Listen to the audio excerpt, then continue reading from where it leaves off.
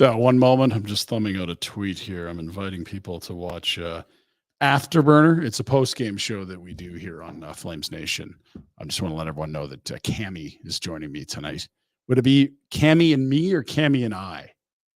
And I. Join that Cami seems like that's and Canadian I. press style. Okay, we'll do that. We out here and we angry. That's too many words. I'm just doing Cami and I. Oh, posted. All right. We can start the show. Welcome to Afterburner, friends. Stink. 5-2. Now, there's a long-running theme on our show that goes a little something like this. It's the Minnesota Wild on a Tuesday. Sorry, I fell asleep. This is not that anymore. It's not necessarily a good result for the Calgary Flames, but at least it wasn't boring, although it was definitely not a good performance from the Calgary Flames. The Wild look right. Whatever's going on with John Hines and the pep talks and the kicking of the garbage can or the pats on the back or the line switches, Minnesota looked all the parts of a playoff team tonight, a team that had 113 points last year, 113 the year before, 216 points last two regular seasons, and brutal start to the year. Now 4-0 in the Hines era, Cami. It was clear who the better team was tonight. Wild win 5-2.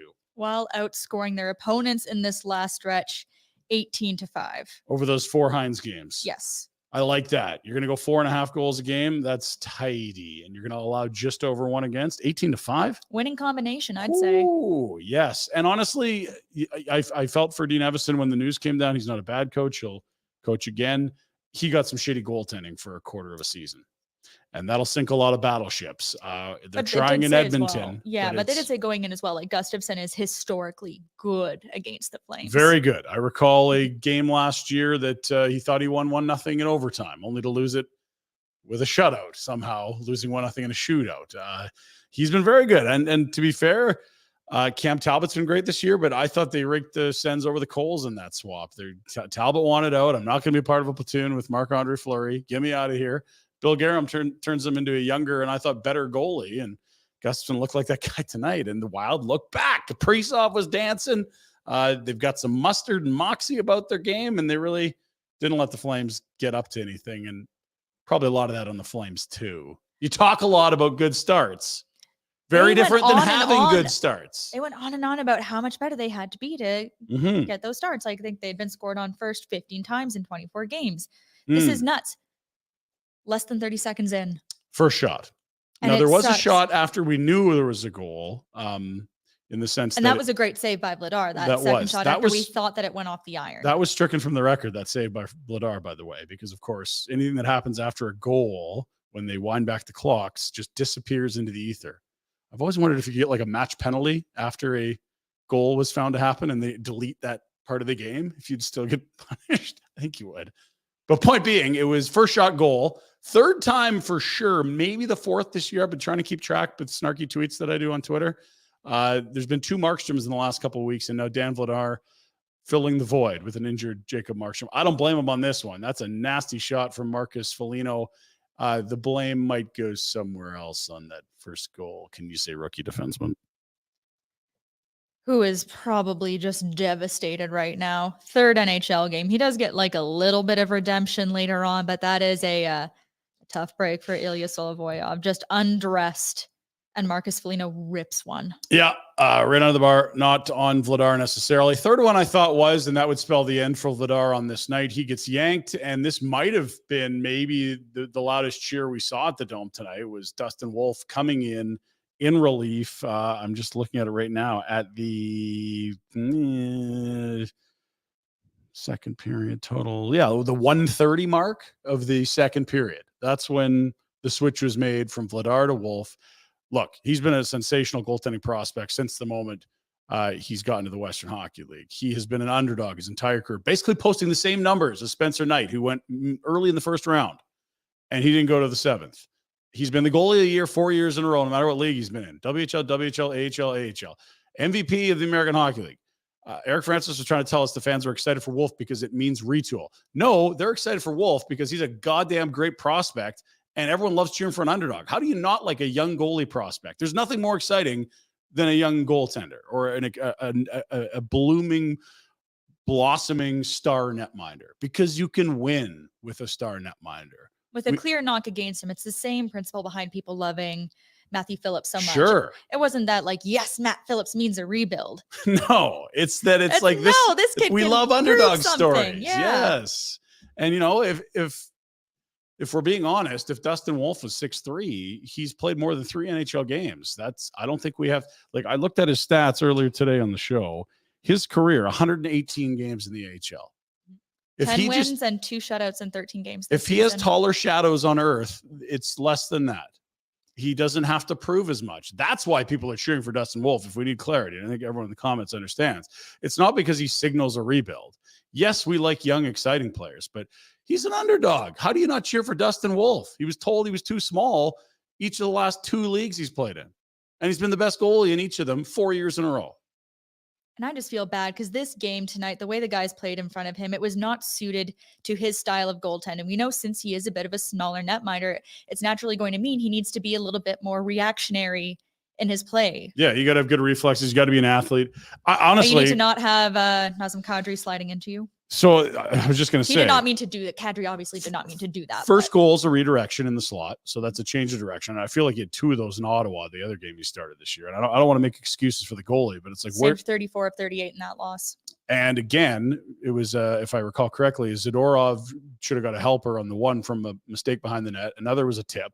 Tonight it's a tip, and it's a guy sliding into him on his own team. No one's beaten Dustin Wolf clean with any regularity in any level for a long time. And it didn't happen tonight. Yeah. The first was that power play goal. It was Boldy with that redirect with the tip. Yeah. Kaprizov with that nice one touch pass, and Boldy's just in the high slot there to elevate it. Yeah. And that's bada bing, bada boom, as they say. Is that what they say? Who are they? Okay. I don't know. I've been watching a lot of Sopranos lately. I was going to say either that or some East Mario's commercials. I'm not sure. Let's get to our Betway highlight of the game. It is for Betway, our partner. Bet the responsible way. Betway, 19 plus Ontario only, whether you're on your computer, on your phone. Grab it, get it, and do it the responsible way. I have some candidates, Cami, and I'm going to allow you, our distinguished guest of honor, becoming a regular of honor. I'm seeing here. Yeah, you guys are lazy. You guys don't want to work.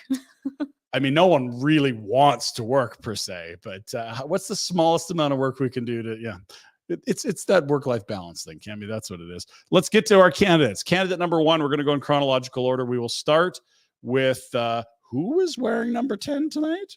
Let's have a look. Bang. That is the Matthew Tkachuk special from Jonathan Huberdeau? It was, Cami. Jesus Christ, that's Jason Bourne. No, it's just... He had a couple of hits tonight, and I like that he's been adding that element to his game this season. You take any boost you can get. Maybe this is his little version of, AJ Greer dropping the gloves to try to get the guys going, try to make them feel something. Well, and there were some other, we'll get to that in a moment. There were some people that were trying to turn the tide here. They fell behind 3-0 in this game, which signaled the end for Dan Vladar. That gets us to our other highlight of the night. And there's Jonathan Huberdeau in the mix again. Here's candidate number 2 for your Betway highlight of the night. It's Flames power play, and Huberdeau's involved. It must be just a sensational pass, right, Cami? No, he zips it up the wall, and it's an easy strip for a breakaway. What a save from Wolf. Look at that, ice cold. All those tiny adjustments he's making as he reads him coming down. It's good goalie. It's a very good goalie. There isn't a league that has been too good for him. We'll see if this one is. Anything I've seen is not suggested that he's not good enough at this level. It's 2 on 13 when you look at the numbers, but again, what's an expected goal on a breakaway there? Like a third of a goal, a half of a goal, no goals. There were partial breaks. There was a 2-on-1. He had everything happening in front of him tonight. Yeah. That's your second candidate. And then I just thought of this as we were going to air, and I think Jack's got it. We had this was not a call-up so much as either a spawning or a birth at the Flames game. I don't want to scare anyone. It is family-friendly to watch this. Don't worry. Look at this. We remember Mika, like little Kipper, the Kipper kid. We've got Wolf Kid. We've got young pup. Young pup. Yes, young pup. Runt of the litter. Oh, no, you know what? Call him the runt and just draft him in the 7th round. Watch him become a star. I love it. I don't know where you were in life when little Mika or baby Kippersoft, whatever the hell we called him, Kipper Kid. Kipper Kid. When that He's was still going around. on, I'm sure he is still around. He's not doing the things he did that made him famous in terms of mimicking Mika Kiprusoff's every move behind him on the glass while the Saddle Dome faithful just went, oh, because everyone loves Mika. And the only cuter than a great goaltender is a kid emulating a great goaltender. We have our second kid goalies. I love it. Someone find that kid and get him back in the dome. So, if at your old job, that's your interview tonight. Screw talking to any of the players. Go find the pup wolf or whatever you're calling him. The pup, little pup, kid pup. Little pup, young pup. Little pup sounds like a rapper name. I don't know about you. Little pup up in the dome. Okay. No rapping. Those are your choices for the Betway highlight of the night. Kipper Kid to Little Pup. That is our third and final nominee. You got the Huberto. What are we calling those? Reverse check. We have the Wolf shorthanded breakaway save, and we have Little Pup. It's going to be abbreviated, isn't it? Because all the kids are abbreviating LOL. Just wait till he's Teen Wolf. Felt that coming. Okay. Comments, feel free to let Cami know if you thought that was funny or punny or good, bad, thumbs up, thumbs down. Let's see it. Get interactive here, folks. It's Afterburner. We're not afraid. She already dropped a JC bomb. Good to see you adding to your repertoire. Didn't hear that at your old workplace. No. Well, when you can't swear on air, you have to just get it all out in every other aspect of your life. It's liberating. It's very liberating. I'm glad to be here for you to exercise that. Wow. Which one are you picking for your Betway highlight of the night? Wolf save. Represents hope. It does represent hope. Yes, that's a great way to put it. And I recall someone telling me, oh, you're a Chargers fan. Man, that is just absolutely the best. When you have a young star quarterback, there's nothing more exciting than that. Like, it just, anything's possible with a young star quarterback. You're like, oh, yeah, and this is a few years ago, but Shine's come off a little this year. You're like, you know what? That's a great point. That's young goalie. That is if you can see a star goalie being born, it's like anything is possible. Anything. The coming of a Jordan Bennington or a Matt Murray. Let's game a little higher than that. But yeah. I mean, they won cups, but yeah, like. What more do you want from them? Well, one could be less of a Richard. The other's hurt all the time. But they did win cups. 2 for Murray, 1 for Bennington. Yeah, I want my goalies to be more likable and more durable than the Bennington-Murray combo you've just thrown at me. But yeah, you would take a cup. Very fair. You would take a cup. You're right. Okay, so the Betway highlight of the night is Dustin Wolf, who makes the breakaway save shorthanded after the less than inspired decision from Huberto on that power play. The power play was just fucking awful tonight. And they had 2 shots on the third one. I had a little, me with my very uplifting, positive tweets on the Twitter machine, or on X now is naturally. Oh, the one thing that really scared me on the power play was Vladar coming way out of his crease trying to reel in that rebound. It shouldn't. Vladar should be able to read a magazine. It's the power play. It's not the penalty kill. Like, they're spending a lot of time in their own end on. And again, I feel like if you added up the chances tonight, nothing the Flames did in the power play was remotely as dangerous as a shorthanded breakaway that we saw the Wolf save on. And if this thing wants, but then when Vladar is doing that, the Wild almost get the shorty, but Calgary also takes the penalty on that play. Yes. Nullifies any advantage. So honestly, it's probably better for I've got them, the tweets. I'm sorry, I'm buying time here. I've done a very short recap of how things were going on the Flames power play. Flames power play number 1, 31 seconds, 1 shot for, 2 shots against, 1 penalty taken, 0 for 1. They couldn't last 32 seconds on the power play before evening things up. And in that stretch, it was outshot, outchanced, and right to the sin bin. Okay, well, that's their first. Let's give them another try. Power play number 2, best chance of Minnesota shorthanded breakaway that Wolf stops, 0 for 2. Third one, they did get 2 shots. But, I mean, at that point, you're chasing in this game, and it just seems to be a momentum suck, not anything that you can build off of with this group. I don't know that we need to be blaming anything. I don't know that this is Mark Savard's fault. I don't know that this is entirely on personnel and his system is genius. I just know it sucks. It's been really bad. Well, and this was also against the worst penalty kill. Didn't look like it. Yeah, no, that's right. They mentioned it on the broadcast. This is a struggling group on the penalty kill. And I get it. There's probably been some tweaks. They've changed the coach. They're feeling like a different group right now, as you'll see with new coaches. The dead cat bounce, as some say. Some do say that. let's go look at the power play for this team right now on the season, because the top power play in the league, you'll see clicking at 36%. That belongs to the Devils, who, oh, by the way, are going to be here this weekend in Calgary. We'll get to that in a moment.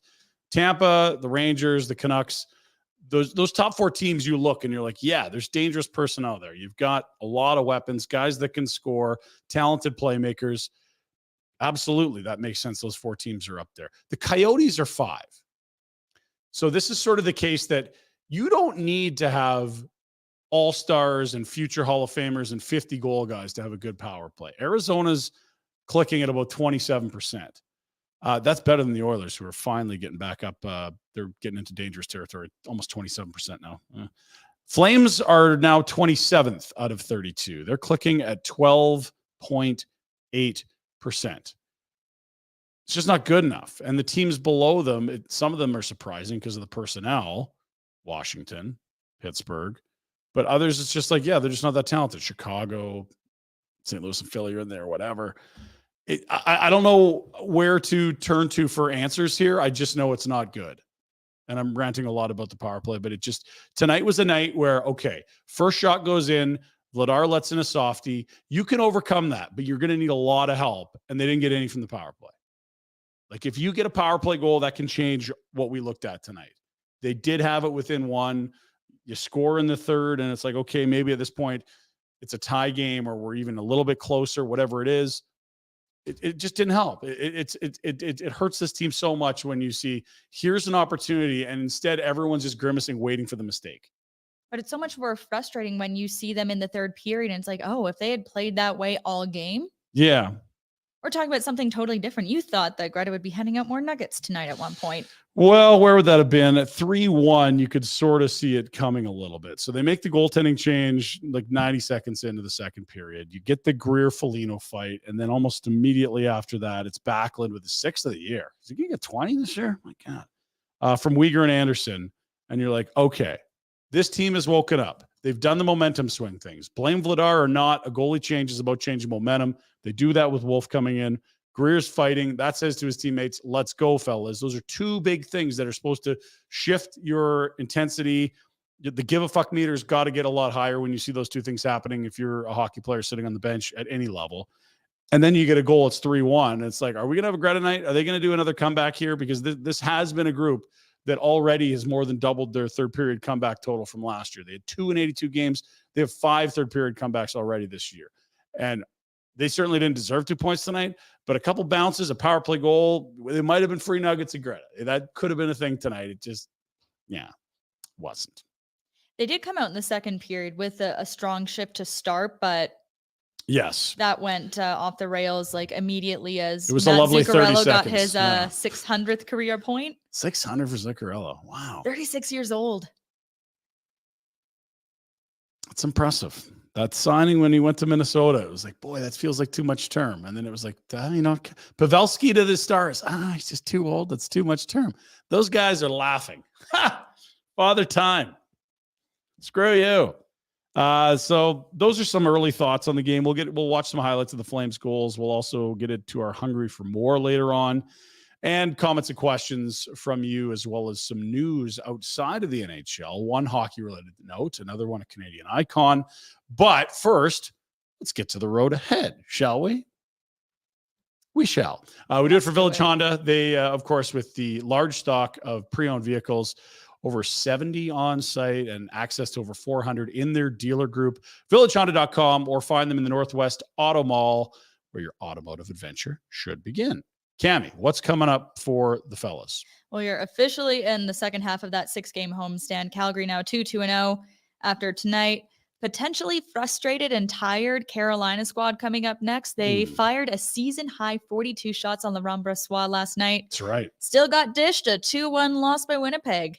They're off today, in Edmonton tomorrow, and then they finish off in Calgary with a back-to-back on Thursday. They had been on a 4-game point streak, and now they sit second in the Metro. It's a 3-4 through the Prairies. As you noted, the loss in Winnipeg, then Edmonton, Calgary, back-to-back. They're going to be tired. No question about it. They've actually, I think Carolina's one of the best teams in the league. They probably have been for 4 or 5 years now.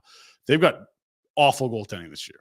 Awful. Not And their it's strong like- suit. They've only allowed 2 fewer goals than Calgary, like coming into tonight. Obviously, like there's the Freddie Anderson situation. Yeah. With the blood clotting, you hope he heals up. But He's like, always hurt, though. That I knew. It's been Ranta before. It's been Kochetkov before. It doesn't seem to matter who's in net for Canada. They always get good goaltending. Not this year.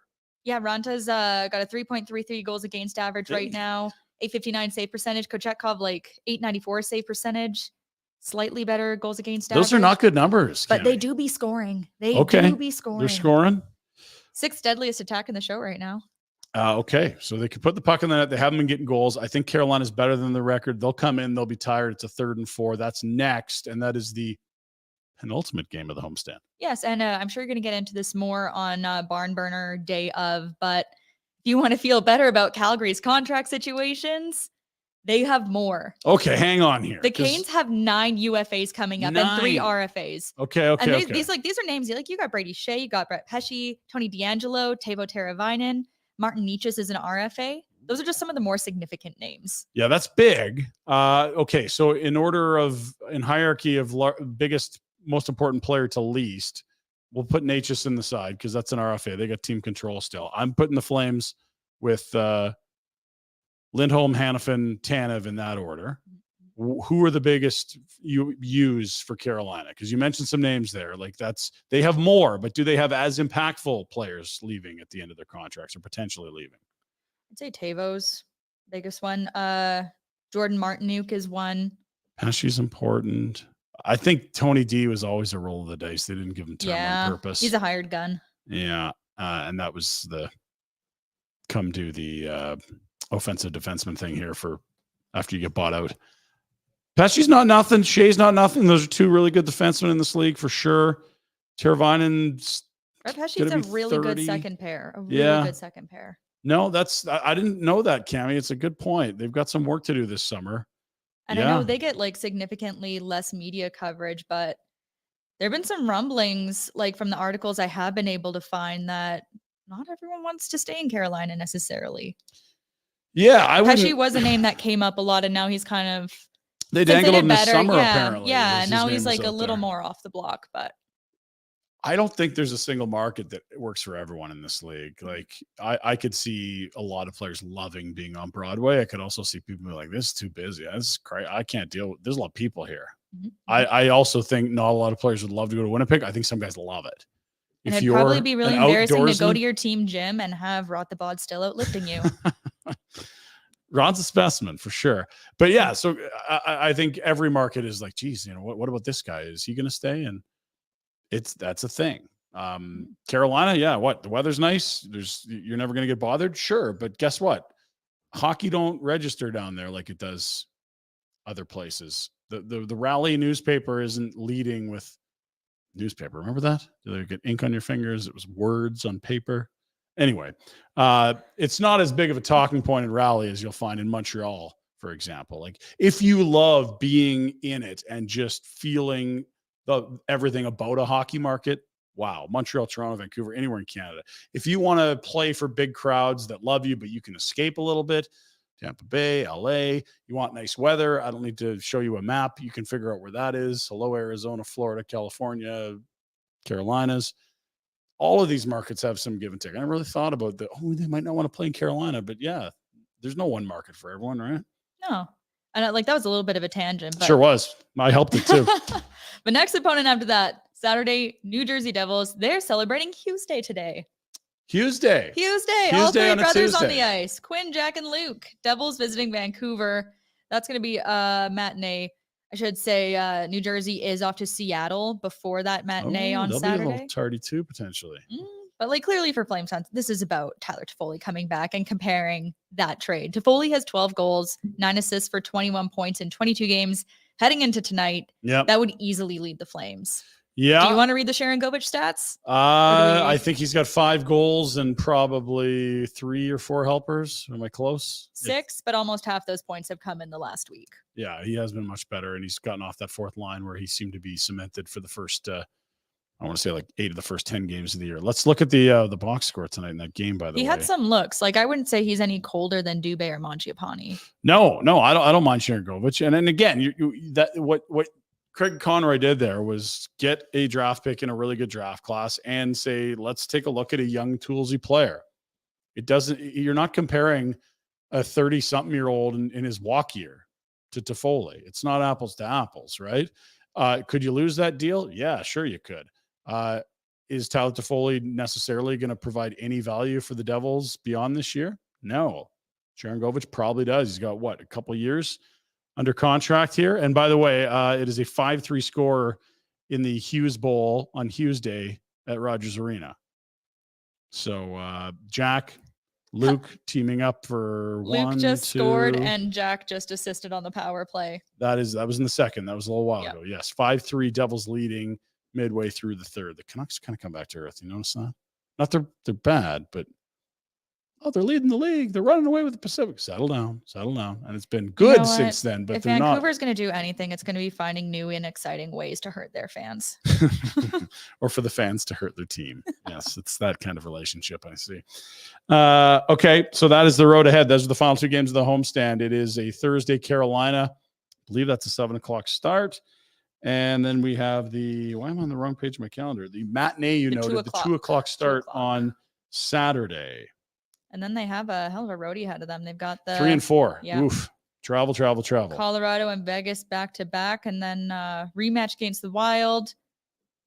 You got Tampa Bay coming up. And then Florida, they're okay. Oh, look. Matthew Tkachuk and the Panthers coming back Monday the 18th. I haven't heard his name in a while. He's still playing hockey, Matthew Tkachuk? The nice part about the holidays is catching up with people you haven't seen for a while. That's right. I'm sure he'll just stay. He loved it so much here.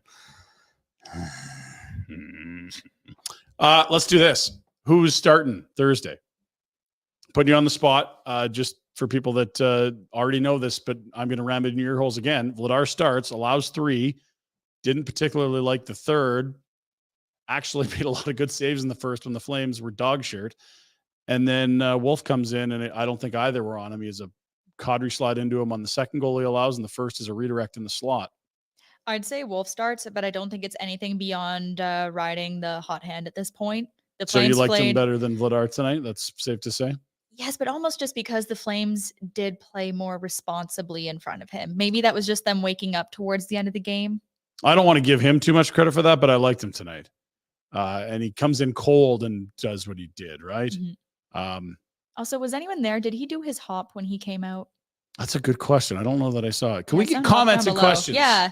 Tell us if he did his hop. YouTube, Facebook, Twitter, Instagram, TikTok, things I don't even know exist yet. Throw the comments in. Did he do the jump when he came in the crease? Someone send Pinder a LinkedIn. Can you, I don't need a LinkedIn. Bleep that. Why don't you explain the hop or the jump or whatever we're going to call it? We know goalies are curious creatures. They have their warm-ups. Be very particular about it. He didn't. Well, Dustin Wolf has a particularly impressive tuck jump that he does in the crease. Yes, and this will come after the anthem, when typically on the telecast we go, "Now the starting goalie is brought to you by Jim's Buffet. At this end, we've got this goalie, and for the Flames is Dustin." And then boom, big hop. Everyone's doing the last little hot lap before the opening puck drop. If you're in the building, it's easy to see. You might have a tough time catching on the telecast, but our boy Stefan saying he did not do the hop, which I get because that's probably part of a big post-anthem ritual he's got. Well, also being a little more warmed up, I'd assume. All that, right? The whole... I know he's a young person who's very limber, but if I try to do a tuck jump, if I didn't warm up now... Are you talking about young people as that you're not a part of that group? Is that where we're at, Cami? These young people have these things they do? Are you? Listen, I got called ma'am this year from a kid who asked me to buy him a joint. It was not okay. I was on the way to get my back fixed. Okay, that's you. Yeah, I don't feel young. You're not young anymore. Okay. Welcome, Cami. Welcome. He only does it when he's starting, says Darwin. This is good. See this? We got the Wolfaholics in here already. We got the Wolf Pack already. Putting the puzzle pieces together. I love this. And Air Wolf. Look at it. It's Air Wolf. Of course it's Air Wolf. That's what we call it.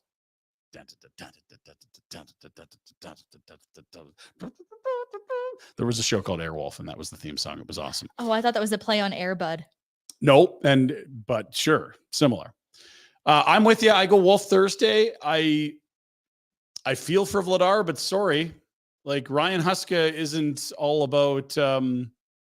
Let's just showcase you a bit and see if you can get a second good game out of 3 tries. His best game was Vegas at the beginning of this homestand. It's probably only his really strong game of the year. He battles. He allows one you don't want him to. And that probably means you can't move this guy without eating some salary with any ease at $2.2 million this year and next year. So hey, I would understand teams coming through who might be interested if he got a decent performance against. Yeah, if he played better, you could probably move the guy. But I just think at this point, this team is still trying to win. They are not in like, who's anyone got vowels? Call them up from the AHL. You got a vowel in your name, you're up. No, like they're still out there competing, trying to win. I don't know that it's going to go well, but Wolf gives them the best chance to win, in my opinion, right now. And he'll start Thursday, I say. The real interesting thing is, could he go Saturday too? We talked about it. I think Rhett's like, you got to showcase Vladar. And it's like, it would be nice if he played well and you were showcasing him. If he's just not going to be great, that's not showcasing. That's the opposite. What's the opposite of a showcase?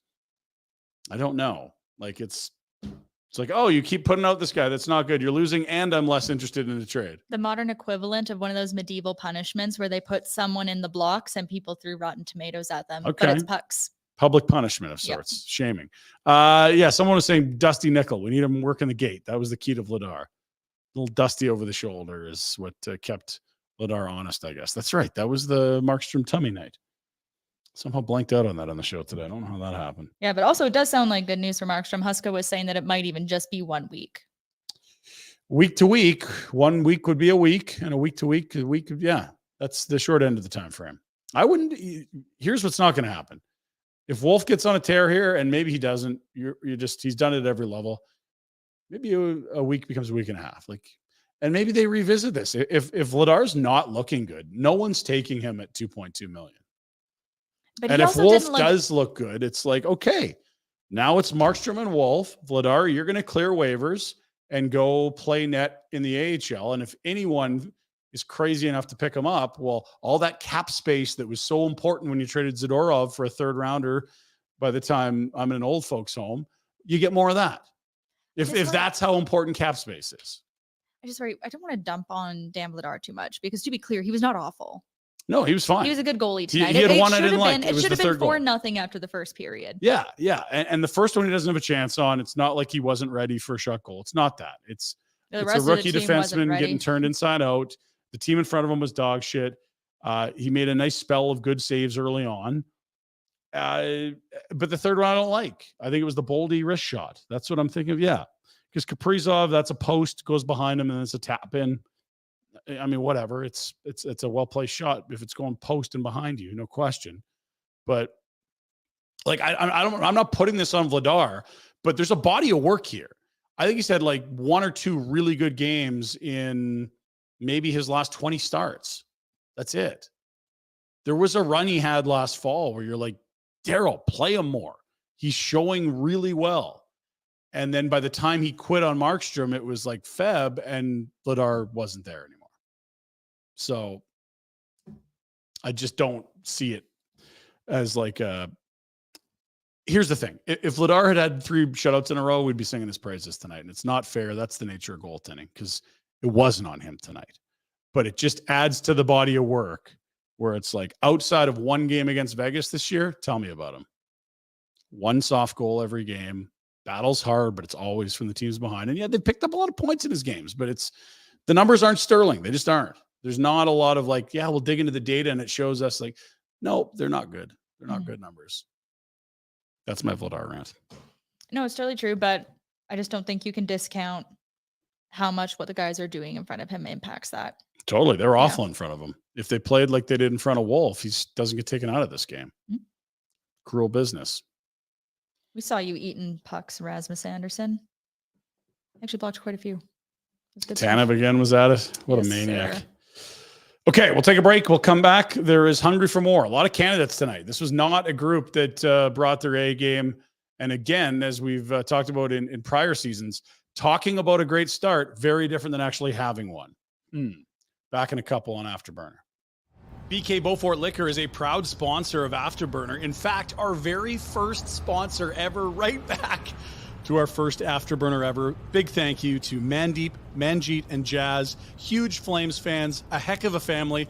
Good-looking cashier, Mandeep, as well. Find them right across from Winsport on the Trans-Canada Highway. Whether you're grabbing some beer for your place in town or you're heading to the mountains, make sure you stop in, say hello. Whether it's a specialty wine, liquor, six-pack of beer, whatever it is, check it out and grab it at BK Beaufort Liquor. Greta, it's our home away from home for Afterburner. We'll be there for live watch parties throughout the season. Should be your spot regardless. Before, during, and after the game, grab a cocktail, something from the menu, let the games begin, or maybe you get into the game yourself. Over 50 arcade games from vintage to state-of-the-art. Load up some credits on that Greta game card of yours and get at it. Greta Calgary, located at 213 10th Avenue Southwest. Check them out online, gretabar.com. Coming up in January, we'd love you to be there with us. We are going to Phoenix the 11th to 13th of January. It is the Barn Burner vacation to see the Flames take on the Coyotes. We got your hotels, we got your flights, we got your game tickets. Go to nationgear.ca to book yourself a spot. $14.99 based on double occupancy. You can book your spot now at nationgear.ca. That's the website. You'll find the link on the top. Avoid all the Oilers stuff. It's there, but just pretend it doesn't. nationgear.ca, and then book your spot in. They are moving. There's a limited quantity, obviously, but it's going to be a great time. Whether they're winning or losing, who cares? It's Phoenix in January. Go watch some hockey, hang out, have a heck of a time. nationgear.ca, once again, to book yourself in for that. And it's brought to you by Alberta Blue Cross. Memorable moments with Alberta Blue Cross. It's about cherishing past moments and making new ones. Alberta Blue Cross Travel Insurance helps you protect your memories and more. Wherever travel takes you, visit ab.bluecross.ca/travel for more information. Alberta Blue Cross, celebrating life's memorable moments inspired by hockey. It's hockey season. Get ready to cheer on your favorite teams with us at the Stage Bar at the Grey Eagle Resort and Casino. Enjoy the game on one of their huge, large screens with friends, drinks, and delicious food. Let's go. Visit greyeagleresortandcasino.ca for more information. How about this information? Happy hour. Doesn't get much happier than this. 3 hours of happy hour. Let's make the most of the day and your afternoons with great drinks and food. Join us at the Stage Bar and Blaze Bar and Grill for the new happy hour. Every day, 2 till 5. Great food, specialty drinks, all starting at $5. Visit greyeagleresortandcasino.ca for more information. We are back. 5-2 your final tonight. And just reading thoughts out there. We're not alone thinking that this was not the Flames' best effort, certainly in the opening 20 minutes and beyond. I think you guys need to get a bakery as like a sponsor. A bakery. A bakery. Is there that many turnovers being committed? Turnovers. Hey-o. Well, I mean, there were 15 giveaways tonight. 15. I saw it was not 5. a good night for the captain in that regard. I saw he had 4 when I checked in midway through the third. Maybe not the most egregious ones, but I think one led directly to a good scoring chance. Or was it the first goal? First goal. Anyway. No one looked ready on the first goal. No one looked ready in the first period, to be fair. Didn't even know like the puck was coming to him. I've got a gem of a tweet from Ryan Huska, courtesy Salim Valji, which it's a great tweet. A great quote, I should say. Now that, of course, I look for it, it's disappeared on me. Give me 3 seconds. No. Come on. What are we doing here? Basically said our most physical player in the first period was our goalie.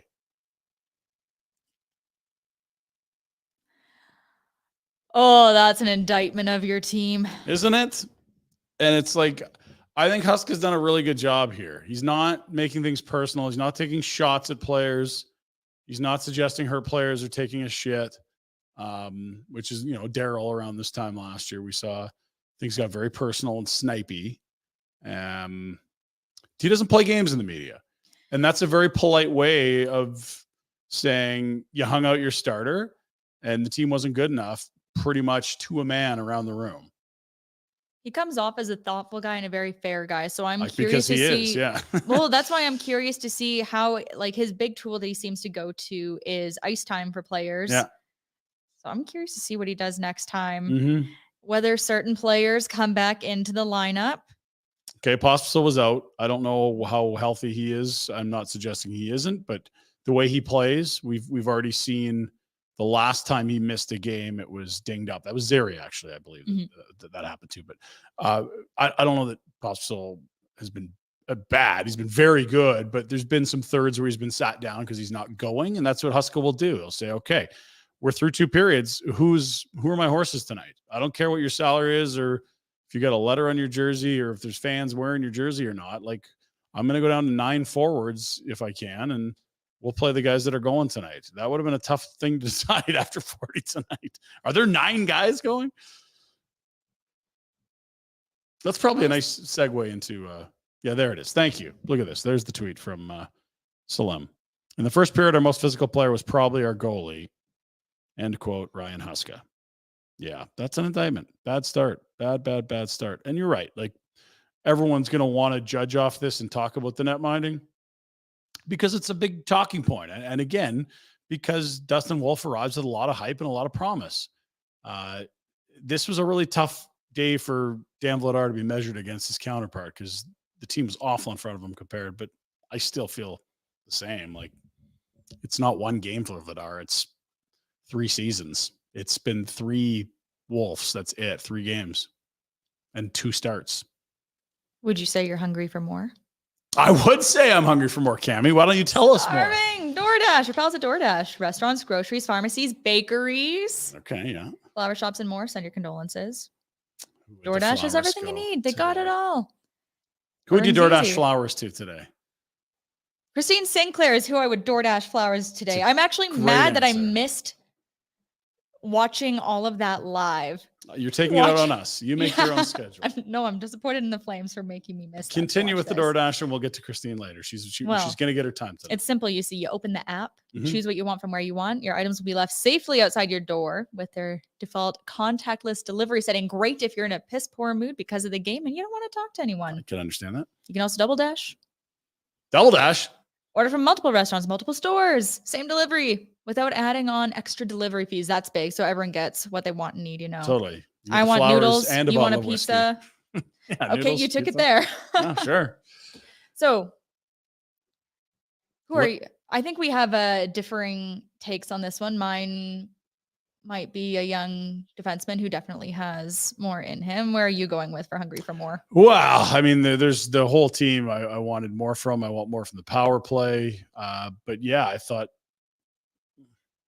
Solovyov he ends up getting the first point of his career, but he looked like a fish out of water for a lot of this hockey game. And that was not, I thought his debut, which was a couple games back in October, I think was a lot more successful. Game, and it was a quieter, steadying third pair type. Tonight, it was like, ooh, he's got the rollerblades on. This is not his natural resting position. He is not himself tonight. And that's fine. He's a 7th rounder from 2020. He's already beaten the odds incredibly, and the timeline to get to the NHL. And to be fair, he probably starts number 10 on the depth chart because it would be Zadorov, Shillington, Gilbert, DeSimone, Osterley. Like, he's way down the depth chart. That's probably 10. He's your 10th defenseman. Your 10th defense was not going to look good all the time. I thought it was a tough night for him. I do wonder if he was feeling any additional pressure just because the young guys coming up for the Flames have been making so much noise recently. And even with DeSimone, people were pretty satisfied with his performance when he came up, like a couple warts to the game. But I think there's always pressure from players put on themselves, but I would think there would be more pressure for his first 2 NHL games, to be being honest. Not his third. Wasn't great tonight. That's fine. Did have a nice play to assist that Zeri goal. Yeah, Zeri makes the really nice play. It's a pretty meaningless backhand if it's not tipped by Zeri, but Zeri does, and it ends up being the first career point for the Belarusian. That was the first 7th rounder to play out of that draft class, which is any 7th rounders playing the NHL. You're killing it, and good on him. I think he may or may not be a thing. We'll find out, but early returns, we're calling him Big Red on the main show. He looks like he could be a 6'7", but he's probably not going to be that for the Flames the rest of the year. He's going to need some reps at the American League. Not as good as his first 2 games in the league, I'd suggest. So I'm with you there for hungry for more. And really only in his 3rd pro season. Yeah. 4th, sorry. He did have a stint in the K. Okay. As one does when in Belarus. Did he play for Minsk? Dynamo Minsk. There you go. Yep. You got one team in Belarus. So that's the hungry for more. And yeah, let's take a look. Here's the good side. There's his first NHL point, Cami. That is what we would like him to think about as he walks away from the You know rink what? tonight. That's what we're hungry for more of right there, isn't There you it? go. A nice confident play from the rookie. And if he's no. listening, Yeah. he can also get 25% off and 0 delivery fees on his first order. Only if it's $15 or more, though. Yes, that's You right. get the DoorDash app, enter code NATION25. If Solovyov enters Nation25 into his DoorDash app, he's getting a significant discount, no delivery fee on his first order. You love that. 25% and no delivery for the first order, over $15. Go get it, Ilya. Dash that for the win. Dash that for the win. Thank Noodle you, Cami. pizza if you're nasty. Is that a thing? Oh, it was just someone said that in the comments. That is nasty. Careful. Okay. So Solo gets it. Yeah, it could have been anyone tonight. The list of Flames, like, wow, they were great tonight, was, I think we're done it. We didn't even start it, and it's over. Was there anyone that had a really good night out there? I think Uyghur was really trying. He turned it over a bunch too, though. He got bit a couple times. Yeah. The worst was when he tried to swat it out of the air, and it was just, Right on the tip. perfect bounce to set up that wild goal. But I don't know. We were talking about this a little bit earlier. Does the ice still seem extremely bouncy to anyone else? Here's the thing. It may be the worst ice, the best ice, the most mid ice. The thing is that both teams play on it, and it didn't look as bad when the Minnesota Wild had the puck, did it? They had some nice passing plays, but yes, I think the ice is probably an issue in the oldest facility in the NHL.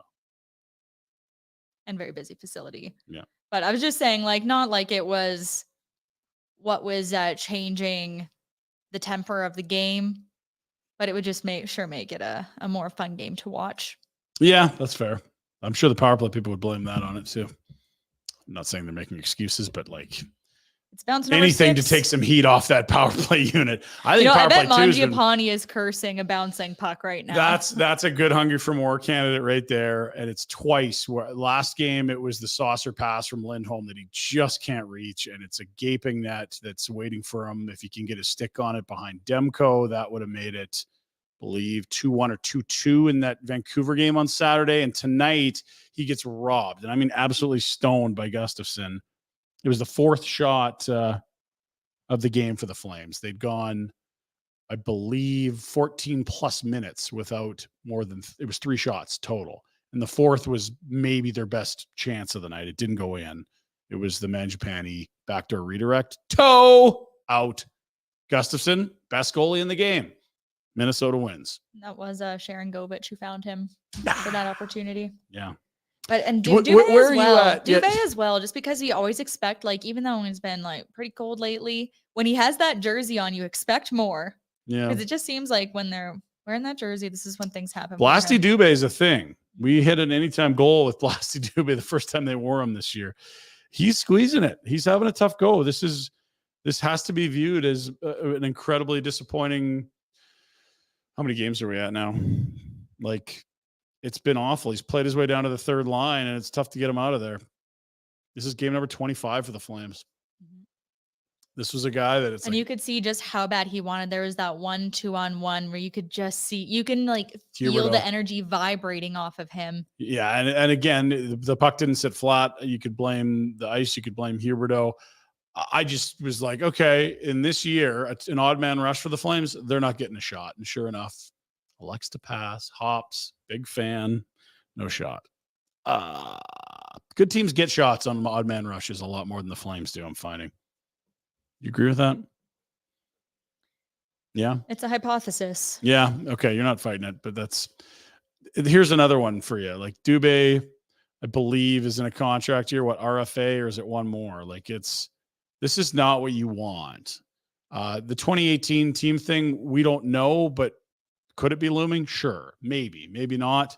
I think until anyone's name's cleared, whether they no matter the level of innocence that they know is true, you just being cleared is different than knowing you're innocent. Or if you're like, geez, that maybe we could do things differently there. That's going to hang. I don't know if he's the only guy out of that group that's bothered, but I don't think it's helping that there's this pending investigation for a year now. Is that going to help anyone at work? I don't think you could go anywhere in your day-to-day life without wondering if someone's looking at you and wondering that about you. RFA this summer, ARB eligible, making $2.3 million, and doesn't deserve a raise. There were some people floating monster 6, 7, 8-year deals at huge numbers for him, but he has not found that next gear, and impossibly, it seems, he's gone down a gear. He went from third gear to second. It's been really tough to watch. He's still playing with a lot of pace. I think some of the edge stats that have come out online have him as a top 20 high speed burst player in the league, which makes sense. That's his skill set, but it's just not leading to scoring chances. And if they do, he's snake bitten. He and Madge, man. Oh, tough go. Just feels like a puzzle that has not found. There's that one frustrating piece where you just don't know where to put it. I do have it's weird one because before it was like under previous coaches, it was like they'd kind of put him anywhere. You can put him anywhere, but the problem is there's a lot of guys in this lineup you can put anywhere. Like Pospisil I don't think he's good enough to play on any second lines in this league unless things are going great. Zeri looks like I wouldn't mind seeing him on the top line. I think I mentioned that to you as the game was going. Like, could this guy get Lindholm going? He got the paddles to Kadri when he was looking no good. We've seen Sharon Govich play everywhere with everyone on all 4 lines. We've seen Huberdeau play on 3 different lines. Like, there's a lot of guys you can put everywhere. And so if you're the guy left on the 4th line, it's pretty easy to think what the coach feels about your game. Dubé's played him his way down. He had some looks on the top line at the beginning of the year. That's a lot different than playing with Ruzicka and AJ Greer, who, by the way, deserves a shout out for that scrap tonight. Foligno's tough cat. So long-winded, a lot of hunger for Morris. What did you think of Walker Duehr tonight? I was just going to ask you, what did you make of your pal Walker Duehr's return to the lineup? I don't want to say he's back, but it's like you're noticing him doing Walker Duehr things. That's a start. I noticed him working his speed more. Totally. Like when Walker Duehr is on, he's a piston up and down the wing. He's going hard to the near post. He's big, strong, physical, full speed ahead. If you're not noticing Walker Duehr, there's a problem. He became a healthy scratch because he was not being noticed a lot. I noticed him tonight, and maybe it was because he made a play late where he almost scored, but I'm not going to say he was great, but that's the type of performance that you need to build off of. That I noticed him. That's a step up. It's been tough for him as well this year. More runner Duehr than Walker Duehr? That's 3 strikes. You're out. We're taking a break. God damn it. We'll come back. We've got Canadian sports icon news. World Junior roster for Canada, the preliminary 30-man team. What do we call this? The tryout team? Selection camp roster. Thank you. Selection camp roster. Boy, that's a lot of words, and they are accurate. Come back with those as well as your comments and questions right here on Afterburner. Wild win 5-2. Derek Newman of Newman Deems Real Estate Group with CIR Realty are proud sponsors of Afterburner. Born and raised in Calgary, Derek not only loves talking sports, golfing, but he's an avid sports fan. He's happy to talk sports or real estate with you. Complimentary in-house staging consultations, finding homes not on the market. If you're buying for the first time or a seasoned seller of homes, chat with Derek and he'll help you achieve your goals. If you're interested in buying or selling in the greater Calgary area, call Derek or text him at 403-619-6661 and let Derek put his network to work for you. That's Derek Newman for Newman Deans Real Estate Group with CIR Realty. One of the first things I do every Monday is head over to dailyfaceoff.com and I click on the Wendy's Fantasy Survivor Pool. Here's all it is. You got to pick some overs or unders, whether it's a point, a goal, hits, a team shot total, a win. You survive on Monday, you live to see another day, and you can earn major points towards Wendy's in the process. Wendy's is letting you win real food with your fantasy teams this year with the Wendy's Daily Face-Off Survivor Pool. For those of you who dream of smoking the competition, Wendy's is rewarding you with weekly prizes that'll have you winning despite your lack of winning combinations. But here's the big secret to lineups. It's all serendipitous. Like Wendy's new limited edition chicken strips and French toast sticks. Sometimes the best teammates are the ones you'd least suspect. Sign up to play Daily Face-Off Survivor Pool to win weekly prizes like new chicken strips and French toast sticks from Wendy's and the Wendy's app. Buddies, want to talk to you about Charm Diamond Centers. Proudly Canadian, owned and operated since 1972, more than 85 locations across the country. Custom ring building delivered in less than 4 weeks. It's the Charm Masterpiece program, unbeatable pricing policy. The holidays are coming up. I'm not sure if you knew that. It's the perfect time to check out a large selection of Canadian lab-grown diamonds, mined diamonds, and don't pay until 2025. Instant in-store financing OAC. But hear me now. Charm Diamond Centers is giving you a chance to win a $5,000 $5,000 gift card. Become a charm pin with the Pro Pose. Have you already done the Pro Pose? Are you about to propose? Are you thinking about maybe using the bend and snap? You know what? Go to the website, charmdiamondcenters.com. They want to see what you've got. Show and tell your proposal story. Tag at Charm Diamonds on Instagram in a post or story with a video or photo of your propose. Be sure to use the hashtag #ThePropose to be entered. Or you can email your submission to the email address propose@charmdiamondcenters.com. You'll be entered for that $5,000 charm gift card. How would you propose? Is it right knee, left hand? Would you go left knee, right hand? How tall are you? Are you too tall for the bend and snap? Go to charmdiamondcenters.com. It's go time. Welcome back to Afterburner. 5-2. The Flames fall to the Minnesota Wild. We do have a final in the Hughes Bowl. I know you've been very intrigued and interested. It was a 3-goal lead for the Devils late.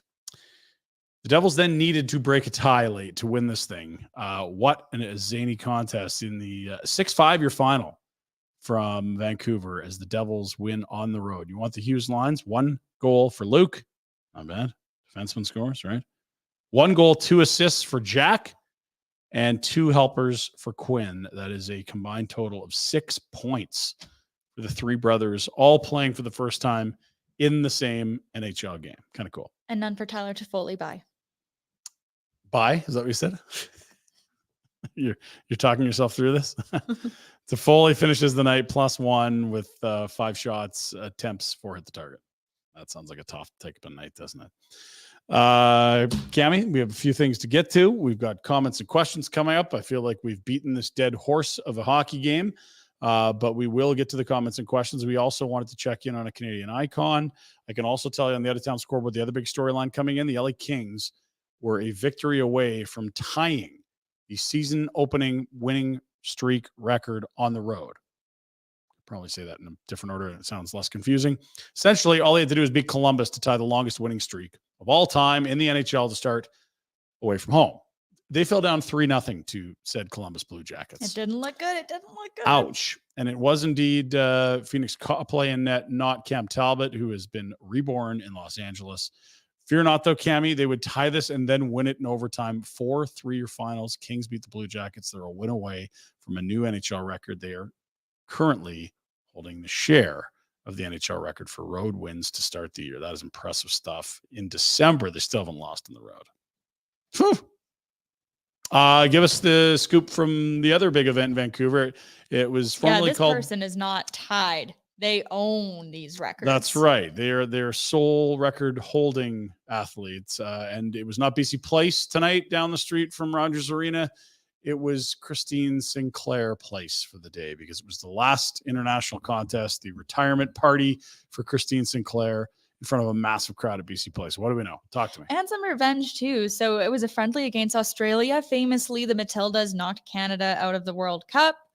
It hurt. In Australia, no less. Yeah. Yes, but Canada sneaks by 1-0 today off of a Quinn header on a set piece, but Sinclair was very involved in that play. So it was a huge way to go out. Like, do you have an attendance number yet? I know it was. I haven't seen an attendance number large. yet. It looked stacked in there though. But yeah, her 330th cap for Canada. Second deck had a lot of fans in it, and that tells me you're well into the 30,000s, maybe flirting with 40. That's incredible stuff for the women's game. Great to see. And goodbye to one of the greats of all time from this country. The greatest goal scorer in soccer. This is undeniable. No one scored more international goals than Christine Sinclair. I just imagine what it would have been like had the pandemic not happened, what that gold medal would have been like with fans in that Tokyo. Stadium. Yeah, that's fair. Sometimes I watch like big sporting moments to try to motivate myself to do things. Like you'll watch the Eberle World Juniors goal to get yourself to fold laundry. I was just going to say laundry pile. You'll watch Kawhi Leonard's shot if you got to take out the recycle. But the shootout and her reaction are just one of those things that you go back and watch. And I wish she could have had so many more of those moments because she brought so many people to their feet over the years. First goal was in March 2000. Her first international goal. This is Stefan again. If it's Steven, I'm sorry, but the A and I'm calling you Stefan. 45,000 or so apparently has some insider pals suggesting it is the second highest attended sporting event of the year in Canada. I think Blue Jays capacity is right around there. So maybe a non-baseball or just over Blue Jays capacity because they sold out a bunch of games at Rogers Center, different Rogers Plex. Incredible crowd. Great to see and worthy of it. Indeed. World Junior Evaluation Camp roster. That was so close. Damn it. Okay.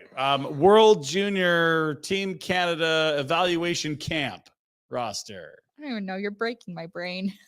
Anyway, we have our 30-player list. The National World Junior Junior Team Hopefuls. Selection Camp. Just call them the World Junior Hopefuls. Yeah, the Canada's World Junior guys. We're just going to leave it at We're that. going to make the team out of these 30 guys. We're going to have a lot of new faces this year. I think we have one guy returning. Is that it? I think it's Beck. I think Cami Beck is the only returning player, but that's not a guarantee because we saw with Carson Lambos last year, even though he had made World Juniors the year before, didn't make it the second time around. Okay. So we got some new blood. Of course, Macklin Celebrini is kind of the big name that people are watching. I think fans had expected more NHLers to be released from their teams. Doesn't necessarily look like that's going to be the case. No, your gig that you're side hustling right now on Afterburner, which we love. But tell us about your job with the Western Hockey League and how long you've been there. Well, it's been like about a month now, but manager content and communications. But it's really just trying to amplify the players so people know a little bit more about who they are. Tell the stories beyond the stats. Exactly. Which is what you've been great at even Global. even like the teddy bear toss on Sunday. You know, one of the defensemen on the Hitmen a year ago, he had slipped on the ice at the ODR. He'd hit his head pretty badly and he had to go get surgery. And while he's recovering in the Alberta Children's Hospital, like here's a knock at the door. A nurse brings in this teddy bear for him and he looks outside his window and the Hitmen are there. And it's the day that they're distributing all the teddy bear toss bears. Crazy. At this point, he's signed like a WHL player agreement, but he's 15 years old. Wow. So this year he makes the Hitman as a rookie. And on Sunday, he was actually like on the ice that is so when London cool. Hoylett scored the teddy bear toss goal. So he got to be on the other side of it. So it's stories like that I love to tell. But anyway. That's why they did a good job hiring you. Excellent. Well, how this ties into World Juniors, though, we do have 9 WHLers who are named to that selection camp. Last year, there were 11 WHLers who made the team, but goal Scott Ratzlaff from Seattle. Of course, all these guys are NHL draft picks. Some big ones on defense. Definitely expect to see Denton Matejchuk there. He has scored in every single game this season for the Moose Jaw Warriors as a defenseman. He has the scoring record, the streak, like the modern day franchise record. Yeah. Okay. Among the forwards, Nate Danielson, Brandon Brandon the big Wheatkings. draft pick for the Wings this summer in Nashville. You betcha. Stevie Y went and called his name at the podium. Jager Furcus of the Circus, Tell another me Moose more. Javian. Wow. Actually, 3 guys Feels from like Moose you've been Jaw. working there for more than a month. You got Braden Yeager from Moose Jaw there too. That's pretty crazy. Another first rounder. Yeah. A couple of Wenatchee Wild guys and Matthew Savoy and Connor Geeky. Yep. You got Fraser Minton, who managed to crack the Toronto Maple Leafs roster this You year. did. That's right. The big center. A lot of talent here. But Cool. Jager Furcus and Geeky are both tied for 4th in the CHL scoring race with 49 points each already. All right. Not Very nothing. good. Not nothing. So they're off to young, Oakville, but- Ontario. Yeah. And this year's World Juniors, if I'm correct, are being hosted in Sweden? Gothenburg. Kind of like south central on the west coast. Sounds central on the west coast. That sounds like It's a Ryanair destination if you're ever trying to get over there. Yeah. It's a little Wolf rap song is what it is, I think. That's a verse. But they are going to start off. They're going to, when the team heads over to Sweden, once they have their actual roster, they're going to play a friendly match against a Danish U25 team in Malmo. Malmo. Home of Rasmus Andersson. I know someone called me out last time on the podcast saying that Malmo's in Sweden. I'm like, I know it's right there though. It's basically a suburb of Copenhagen. You can see it We've from both been to Copenhagen. Malmo in the last few months, and it's definitely read it like Malmo, but the Swedes will say Malmo. There you go. More just incredible tangents on Afterburner. You and I are a problem, Cami. There's no way we can wrap these down. I want them to hold World Juniors in Aarhus just so people have to say Aarhus. It's petty, and I like it. Okay. So anything else you want to touch? We've got Christine Sinclair, her love, and rightfully so on this night. A 1-0 victory for Canada over the Aussies. That is final. That did go final. Right? As they say in your wife's home country, oh no. Oh no. Oh no. Oh no. Oh no. They say a lot of things over there. Anyway, we won't repeat. More kangaroo content on Barn Murder tomorrow. Did another one get loose and punch someone again? No, but there was one punching someone. Not in Canada, I don't think. Golf course. That's the big hook for tomorrow's Barn Burner. Oh, also, I want to tell you we're going to launch the Top Shelf Elf charity, Christmas charity that we do every winter. It's a second annual. It was an inaugural last year. So we're very excited to talk about some of the packages we've put together for auction that will all go towards funding Closer to Home, a fantastic Calgary charity that helps families in need around Christmas time, which is awesome. Last year, you see the big phony check? You want to read that total for us? Can't read that high. 20,927.99. So just under $21,000 raised thanks to our sensational listeners. We've got some great partners that have put together some big packages. I think we're going to blow that number out of the water. Let's do it. We'll launch that tomorrow as well. And the Calgary Flames, well, they got some decisions to be making regarding which of them puck stoppers they're going to use Thursday against the Hurricanes. I wonder what people will be tweeting about at practice tomorrow. Yeah, the starters net will be a thing, won't it? 12. Okay, we've got you Thursday for Afterburner as well, if I'm correct. Yes, sir. That's that kind of enthusiasm that keeps us asking you to come in for more. Try to remember. I think you just sent me like 6 dates at once, and you're like, Yep. Can you do these? Yeah. Yep. Boom's looking for beach worms. Can you come save our bacon on Afterburner? Thanks for the great work tonight. Appreciate it. I do have one thing to say, and we can add some comments afterwards. But right now, I need to tell you, this episode is sponsored by BetterHelp. Give online therapy a try at betterhelp.com/FlamesNation and get on your way to being your best self. Holidays can be an incredible time of year. They can also come with a lot of stress and maybe not as much fun for some as it is for others. If you're someone that gets a little bit nervous about the holiday season, things cropping up like, oh boy, maybe it's time we give online therapy a try. Well, what's BetterHelp? Well, here's what's great about it. First off, it's online. So you don't need to be caught in traffic somewhere trying to work on someone else's schedule. Super flexible. When do you want to do it? What's good for you? Do it from a comfortable place in your world when the timing works for you. Great flexibility. They're going to get you a questionnaire out of the gate and pair you with a therapist that's got obviously very strong capabilities in dealing with those types of issues. Love that. And maybe with the holiday season approaching, you can see some of these issues coming and have strategies and techniques to get ahead of them.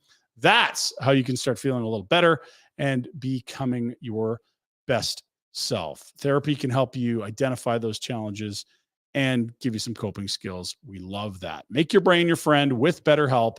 Here's the deal. Visit betterhelp.com/FlamesNation today. You'll get 10% off your first month. That's BetterHelp, HELP.com/FlamesNation. I promised questions and queries from the comments section, and Jack will be very upset at me if we don't do a few of these. All right. Jack, do you have any questions or comments, Star, that we could get into?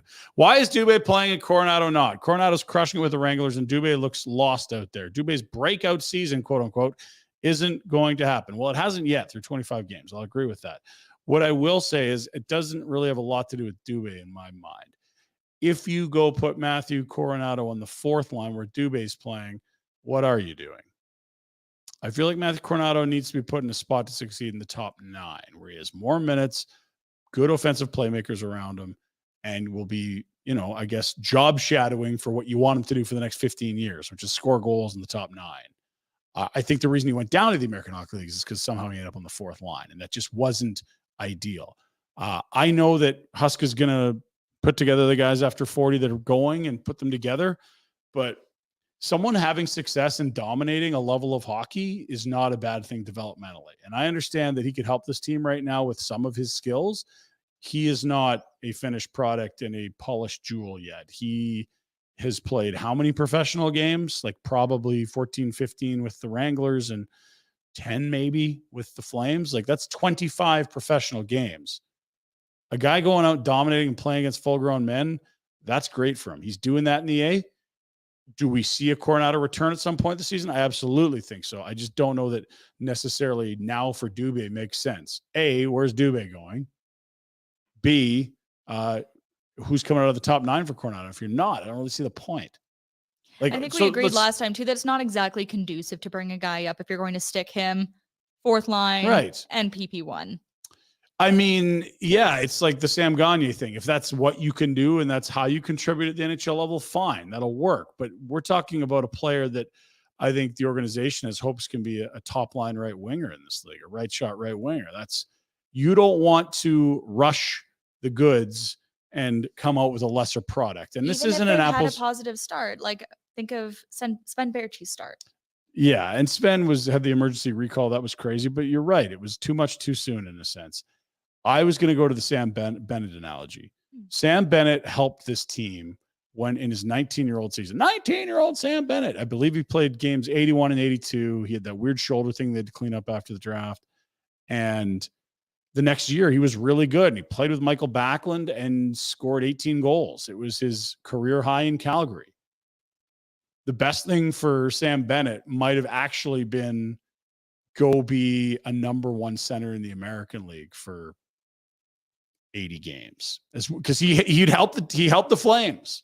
It wasn't going to be an easy decision to do, but I think the long-term product and the development of the player would have been better if that was the case. And I think one thing we have seen with this group is they haven't been afraid to let their prospects cook a little longer in this Treliving and now Conroy era. When you look at Zeri's reps, Wolf's reps, Pospisil, I know injuries sort of aided that one, but like I don't have a problem with allowing a guy to have a lot of success at a lower level. And it's very early days. That's my long spiel. And you want to see how his body holds up too. You have to remember how short the college season is. It's not even like Connor Bedard played 68 games with the Pats, and then you go into he's 2/3 through his college season right now, basically already. Isn't that wild?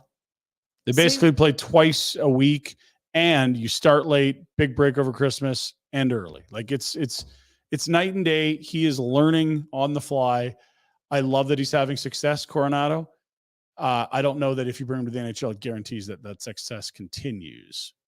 That said, just the lottery knocks on the door, the more they're thinking about it. And I just look at the third line. Okay, you're not demoting Huberdeau, Coleman, or Backlund, obviously, right? Mm-hmm. He's not a center. You're not Kadri, no. Lindholm, no.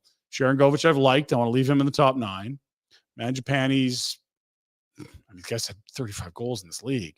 He's a guy I think you need to leave in the top 9, although he is struggling a bit. And then the wingers on the second line are like Zeri and Pospisil. It's like, are you taking them out of that spot? Maybe you build the case that Pospisil can go be a shit disturber on the fourth line and Coronado comes in. Who are you benching? AJ Greer, Adam Ruzicka? Like, I actually didn't mind Ruzicka's game tonight. Well, this is what I mean. Like, you can do it, but I just don't know that there'll be times this year where it's like obvious that Coronado is going to fill that void. If they trade a forward, if someone gets hurt, it's just going to be plain as day to be like, that's a great spot for Matthew Coronado. I don't see that right now in this lineup. And that's not to say he can't play in the league. He could, but I'm just not in a rush to like put the blender back in order, trying to find him a spot here. That's what it was when he left. It was just line blenders for 2 weeks. Okay, done the rant on that. Jack? Why does this team have so many apparently desirable D, but suck so much in their own zone? They were not great on the turnovers tonight. I'll say that. That said, I do believe Noah Hannafin helps every single playoff contender. Noah Hannafin does a lot of things very well. He skates brilliantly. He can play huge minutes. Don't love him on power play 1. But if you're a contender, you probably already have one of those guys.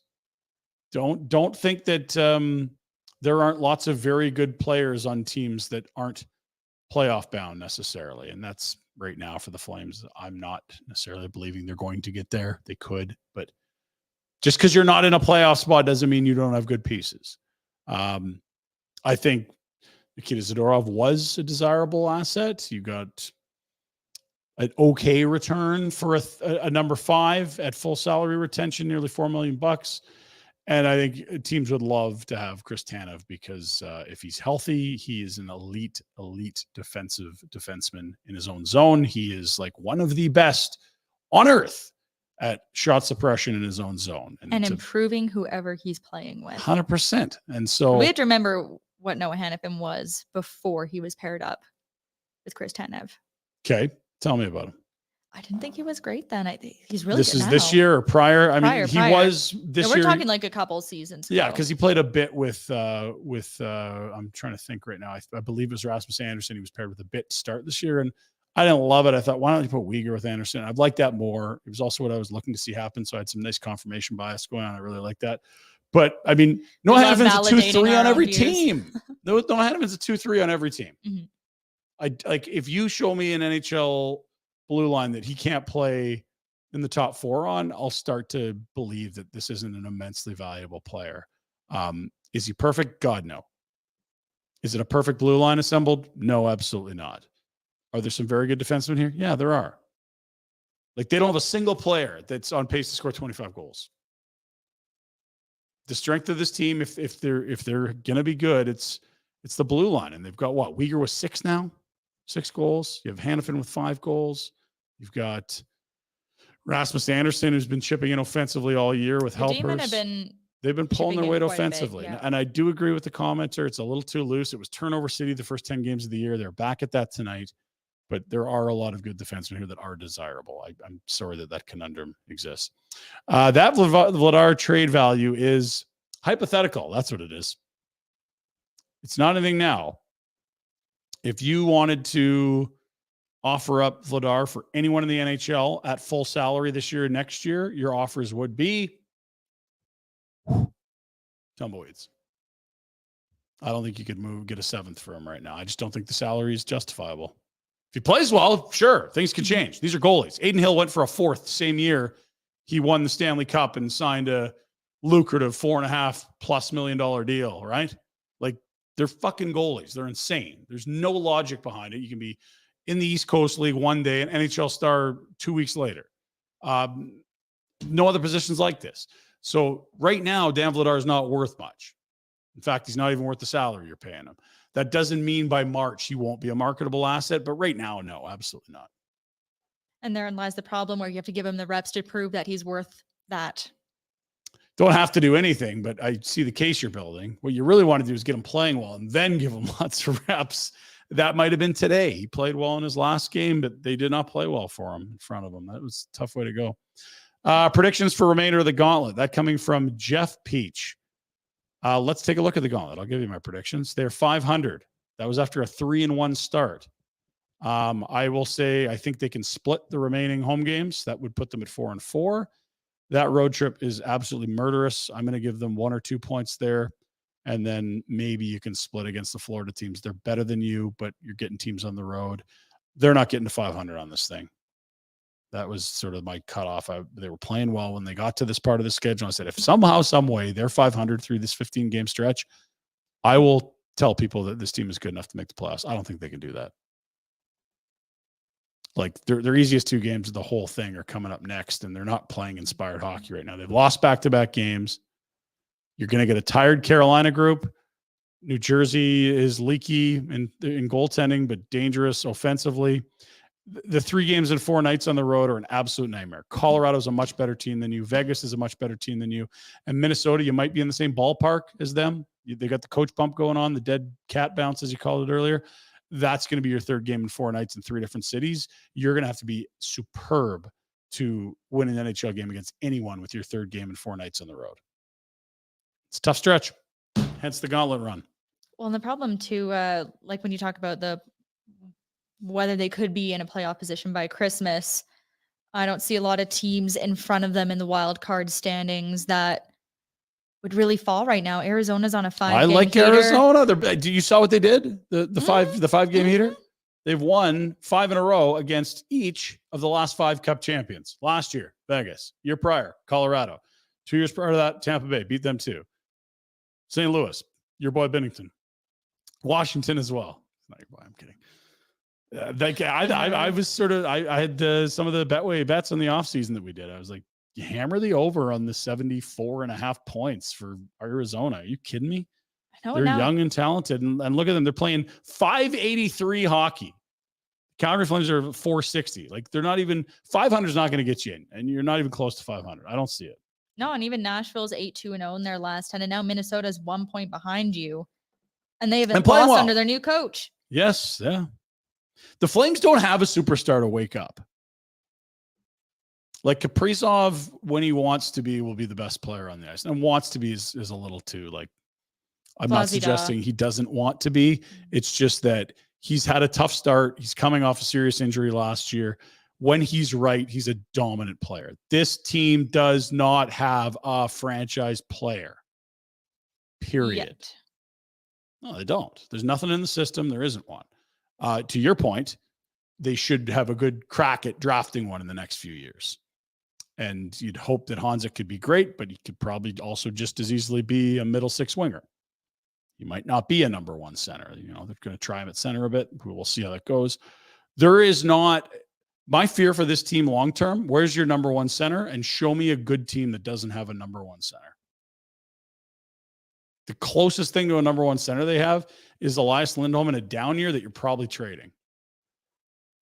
And so now you're looking at 2 35-year-olds down the middle as your top two centermen next year. You're going to draft a franchise center. That's how you're getting them. And honestly, like, I think a lot of the people watching this show and the fans of this team are okay with that. That if, you know what, let's turn the page. Let's amass as many picks as we can, get younger.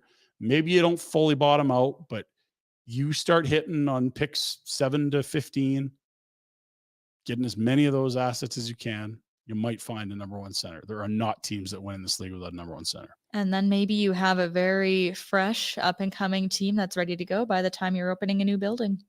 I like that idea. I also hope the owner does. Can't guarantee that though. Okay. Anything else, Jacko? Last one. Let's do that. Unless it's dead. If it's done, it's done. I was in Strathmore today and stopped in the Origin Brewing. Oh, yes. Picked up some Barnburner Blonde. Not too shabby. Not too shabby. You watch your mouth. That's fantastic beer. Not too shabby indeed. That's like saying Cami. Not too shabby on after. Come on now. Phenomenal. Doing the Top best shelf. we can with the tools we have. Well, but the tools they have are the best. They got the best barley, the best malt. It's great inputs. What else do you need here, people? Good ingredients, better food. Hello. That's what they're doing with the beer. Check it out if you haven't. We'd love you to go to originbrewing.ca and you can get delivery within 50K of Calgary. $5 every Thursday. Load them up. Get them in your fridge. Delicious. It's better than not too shabby. That's divine. There you are. See? Just like Cami's performance on Afterburner. Divine. Right? I'll take that. I'm putting that on my resume. 3 too many puns, but other than that, it was great. Thank you, Cami. Preach. We'll see you on Thursday. The Hurricanes. Kane train's coming to town. Who's left from that fucking trade at the end of this year? It's okay. Fox Plot didn't twist? stay. Ferland got hurt. Never was the same. Dougie Hamilton left as a free agent. They're going to trade Lynn. I have.